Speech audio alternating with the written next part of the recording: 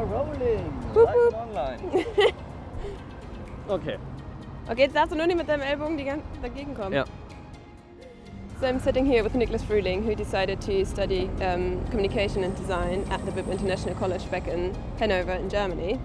Afterwards, he came to Southampton to do his bachelor degree in media production. And afterwards, he decided to stay 1 year longer in Southampton to do his MA in film production. One assessment was to produce a fiction film, and he can probably tell us a little bit more about it. Yeah, in the class Finding Fiction with Stephen Desmond, we had to produce a short film, a fiction film. The first thing you did was writing a script. Yes.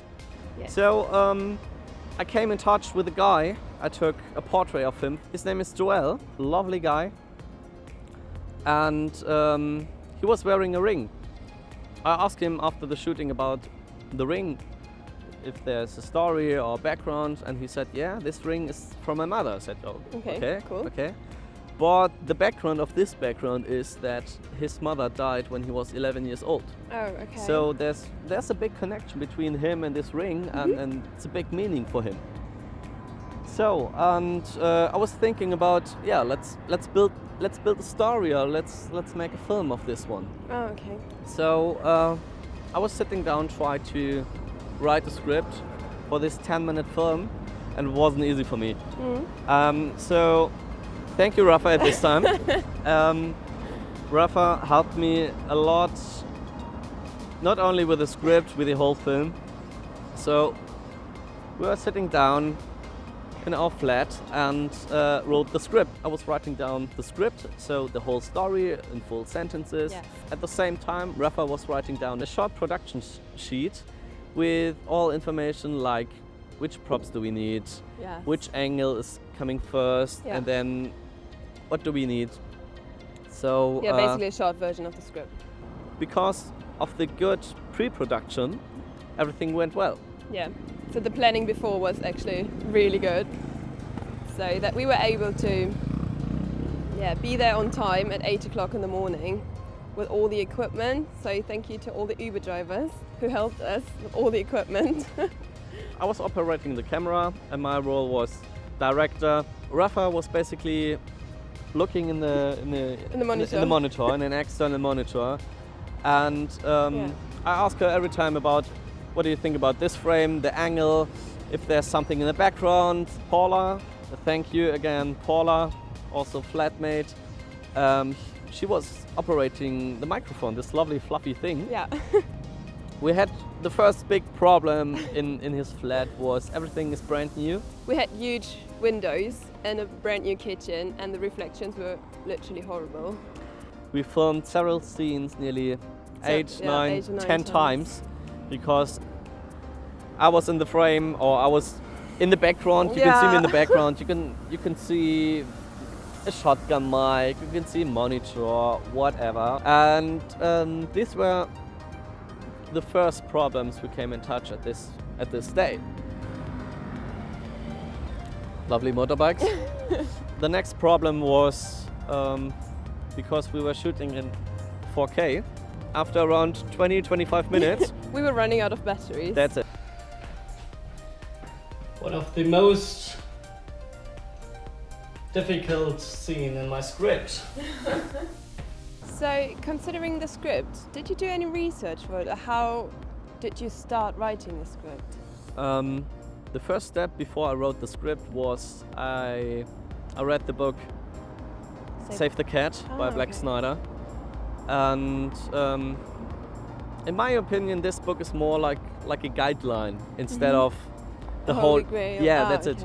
That's it. So he's writing about how to write a beat sheet, and a beat sheet is or should be the first thing you do before you produce something. That's it. Okay. That's it. Yeah, I wrote this one, and after that. We had to write the script. Yeah, we wrote the script, true. But regarding to research, I was sitting down with Joel several hours. We talked about his background, his past, what happened to his mother. So we had really, really emotional moments together. Really personal moments, because, you know, his mother died. I mean, the topic is really personal, isn't it? Like, It is. the So, story of his mom and stuff like that. and instead of looking for an actor to play the role of Joel, Yeah. my aim was to use Joel as the main character, to show his story, or to build a story around this background. Okay, this so ring. fiction film based on a true story. On That's real it. Story. That's it. In the evening, we actually had a party scene in the fiction film. So how was it to work with so many people instead of just having Joel in front of the camera? It was nice, interesting, and hard at the same time. But to coordinate nearly 12 people at the same time, to find the right angle. In different languages. In different languages. Oh my god. Always mixing German and English, and it's not that easy, but it was a challenge, and we did it. Yeah. It was good in the end. On Friday night, after 16 hours of shooting for the whole freaking day, we needed to have a second shooting day, basically. So For the last scene, yeah, for the final final scene, and scene. for the solution of everything. Yeah. So how was it on Saturday to film? My initial idea was to film this scene on his balcony, Okay. but because of different issues, there was no way to shoot on this balcony. Okay. We decided to shoot at the harbor of Southampton. We actually found A good spot. Found a pretty good spot to film. Yeah. It was great, and the sound was also great, but the first idea was to have an establishing shot, wide angle, Yeah. and then a bit closer. But the problem was, in the second shot, people went into the background. Yeah, and sitting there down was- to enjoy their day. There was no way to cut this establishing shot and the more closer shot together. Yeah. Because, as I said, continuity is everything. And in the first shot, no people in the background. Second shot, people in the background. It didn't work out, basically. We couldn't do that. So then we moved. We went to our second spot, and this was really, really lovely. The wind was a challenge, Yeah. but in the end, it went well. It was good. So in the last scene, everything comes together, basically, with a really important dialogue between Joel and his mother. Yeah. How do you want to do it so that the mum's voice is coming into the film, basically? How do you want to do that? My idea was to have an inner monologue. Okay. So the voice of his mother is coming in his head, and yeah, he's talking to her. Okay. So the idea was to film it, like you said, like a dialogue between him and you. Yeah. At this time as his mother. Yeah. But then later I was thinking, I will record.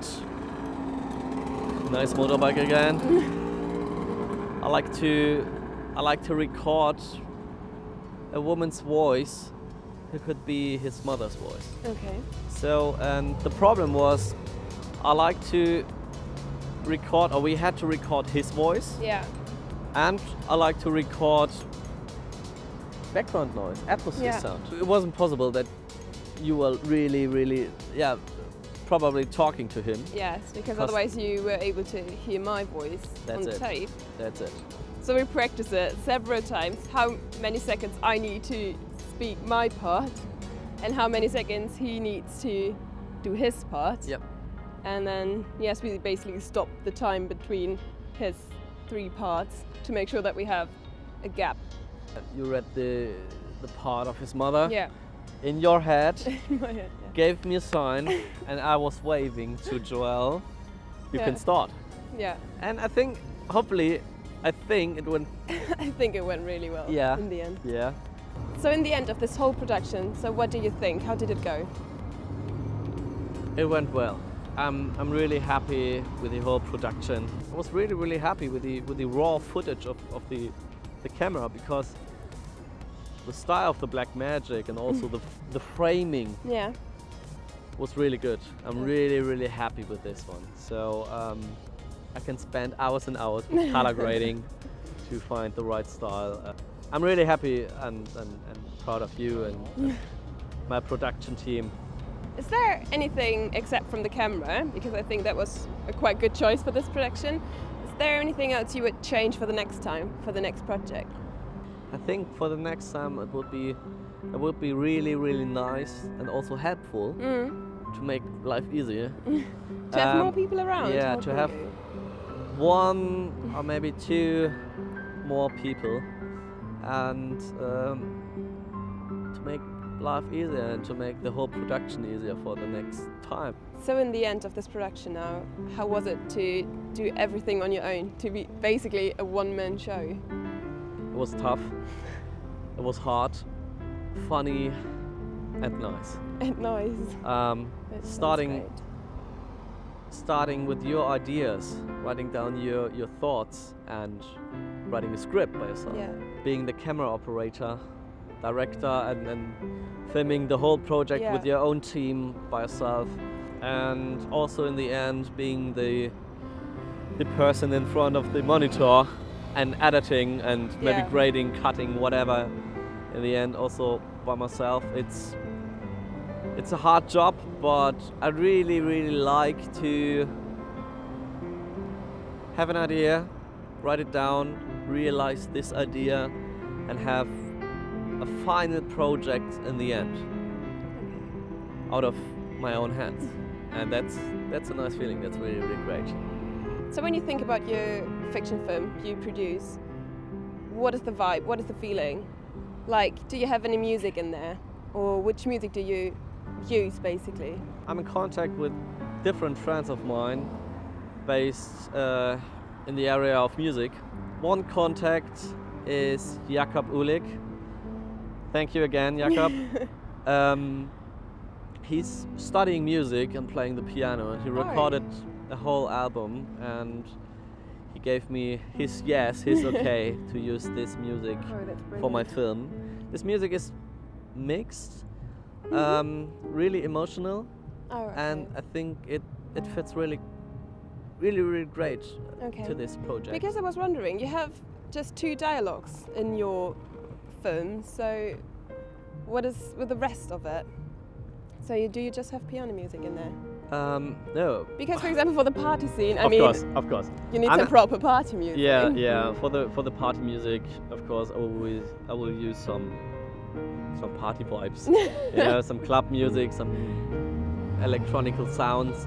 Another friend of mine is producing this type of music. Yeah. And thank you again, SEBASTIAN PAVEL, also back in Germany.